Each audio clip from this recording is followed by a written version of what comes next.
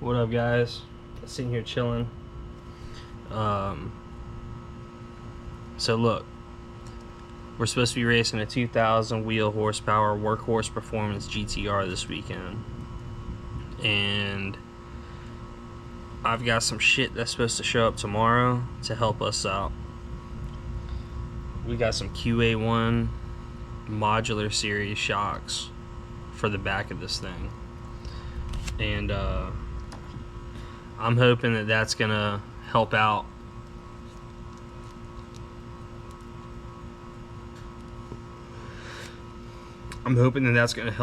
our problem with hooking and then unloading. I mean, it hasn't been a problem until I started making more power. Once I started to make more power, this problem became more prevalent. That's a good word. And so we got some shocks on the way. Like I said, last weekend we raced that Mustang. He had issues, but we still did a good number on that road. Fucking Big Scrimp went a really good number on that road. I went a good number, but he went about 1/10 and a half faster than me. And that road that we went on last weekend was close to virgin. It wasn't virgin, but it was not a road that's frequented, and it's coarse, very coarse. So that makes getting down that road a little bit more difficult.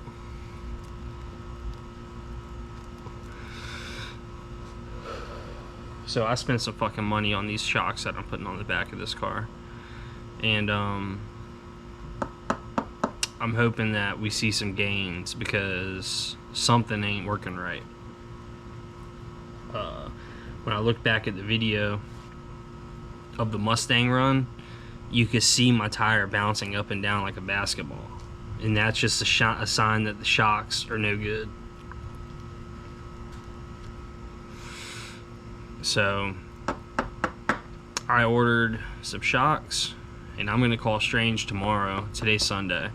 I'm gonna call Strange tomorrow and ask them why their shocks are doing that. I've never had shocks do that before, so we'll see what happens.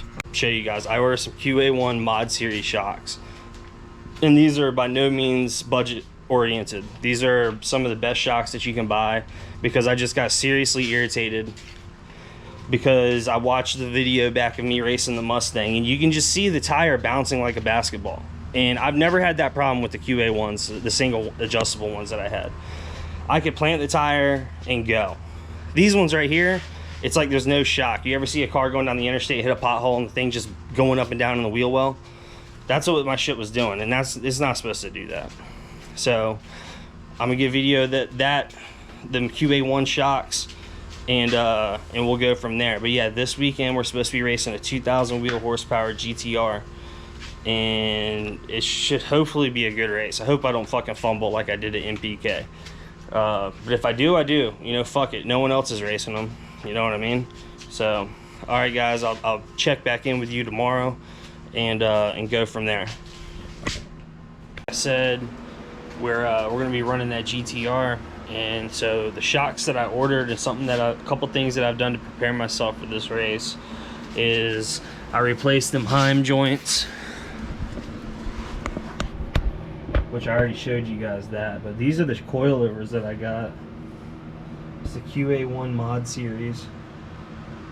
It's a really nice coilover set.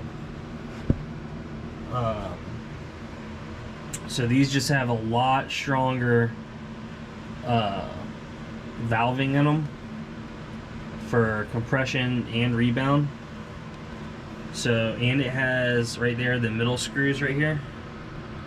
Those are for low speed bleeding, which I need to do a little bit of research on that, but it's supposed to help with like bumps down track and stuff like that, versus the hard violent adjustments. So we got these in, which I'm hoping that's going to give us a better 60 foot, more consistent 60s. And we got this thing back up on the scales, scaling it out.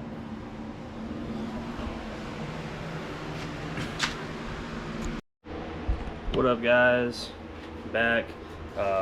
I know I've been lacking a little bit. Damn, that's bright.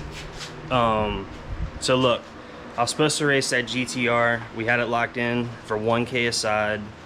It was all good. Everything was good. We get to the spot, and the spot was wet. It is what it is. It didn't go down that night. We're still gonna race the GTR. It's supposed to be a 2,000 wheel horsepower or a 2,000 package from Workhorse Performance, whatever that's supposed to mean. Who fucking knows? He says it's making really fucking good power. So that race didn't go down, but it is gonna go down. He said he sent his car off to go get paint or some shit. So it's gonna go down. It just didn't go down last weekend. I kind of bailed on the fucking scaling your car video. There's like 7,000 of them fucking things out there. And you know, it's so controversial on everything. I don't fucking feel like getting into all that. But, so it's Friday eve or morning right now. I woke up, girlfriend and kids still sleeping. They're gonna be getting up soon, so this is gonna be kind of a quick video. Cause she's gotta go to work. I just happened to be off today.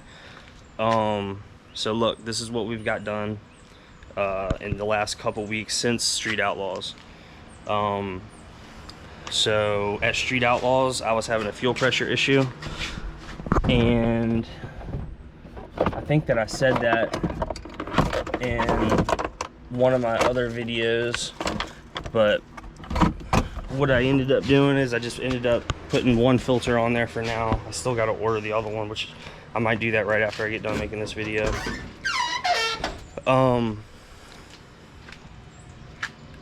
We fixed the fuel pressure issue that we had at Street Outlaws. We made some ride height adjustments, and we've gotten a new set of shocks, which I think that I've filmed some of this, but I don't think I've made a video. I'm just gonna make this one clip video and put it in here. Damn, it's fucking dark. Let me get my light.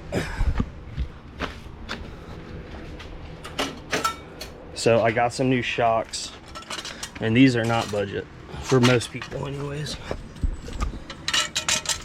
I got some QA1 Mod Series shocks that we're gonna go try out tomorrow on some prep.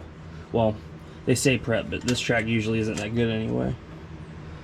So we got some Mod Series shocks for much more adjustability than the strange double adjustables that I had. We got these installed.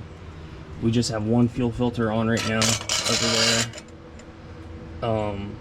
Until I order the other one. I need to order another post because it collapsed. We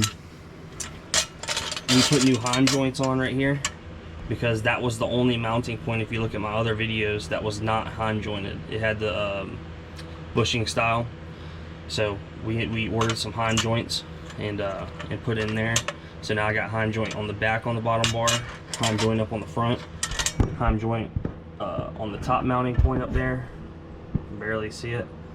Okay, and then we got the spherical bearings for the housing. So everything's hard mounted now, which I'm hoping that I can get some better 60s with this thing on slicks. I can 60 like hell on a radial, but I can't. I'm still learning slicks on the racetrack anyways. I can do pretty good. I can do pretty good on the street with slicks. But at the track, I'm struggling with slicks at the track, but I'm hoping to iron that out this weekend. I took that lead weight bar out, and I took this weight bar out right over here. Those are like 95 pounds a piece. We still have 100 pounds in right there, but we'll leave that for now, see how it does. On a radial, I know for sure I can get down no problem, but that one's kind of a pain in the ass to take out. So unless I get some help on Saturday, that might just stay in the whole weekend. It's just a pain by yourself. It's almost impossible to get the bottom bolt, and it's just very difficult to do. I rewired my fuel pump. I don't know if I put that in another video. I know this looks kind of janky, but it's really not that bad. So my fuel stuff before was wired in the front because my battery used to be in the front. Long story short, for a long time the power was going up to the front and then coming back to the back, which is obviously dumb. So rewired that. I got this wire and this wire going to these two relays. These both are just triggered off of the Terminator X, and then obviously it just sends the power to the fuel pump. So that's what's going on. My bad that the race didn't go down. It was wet. I did a little like 200-foot test hit just to kind of test these shocks out, but it drove left. It drove left every time that I launched it after I put them Heim joints on. So I made an adjustment on my bottom Heim joint, or bottom control arm links to on this side I extended it, the passenger side I extended it to try to correct the issue that we had. And some of it could have been because it was damp, some of it could have been, but even the day before when I went and did just a small little hit on the street, it went left. Every time that I drove it, it went left. So I made an adjustment, and I'm hoping that I have that corrected for this tomorrow. There's a possibility I'm supposed to be racing another G body for 500. But I told him, I said, look, I know normally we grudge racing is off the trailer. You know, I've done grudge racing before. I said, but look, man, I just did some rear end adjustments. You know, I need a shakedown. And he said, cool, I just put a new turbo on. I wouldn't mind a shakedown too. So we'll see how the first hit goes tomorrow, and then we might have a grudge to make a little bit of bread with the cheese. You know what I'm saying? Other than that, we haven't changed much. I did an oil change. What else? Like I said, we fixed the fuel pressure issue, which was obviously a problem. We got them new coilovers on. Like I said, we installed this master safety switch. You know, it's just a standard push off. And I put the little sticker right there. Like I said, not much has changed. That's why there hasn't been a lot of content. But tomorrow we're going racing. I'm gonna film. I'm gonna go get the trailer later. We're gonna film going and getting the trailer. And I'm gonna upload this morning.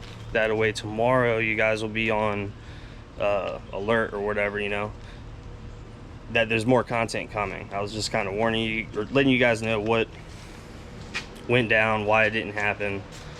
But the race is still gonna happen.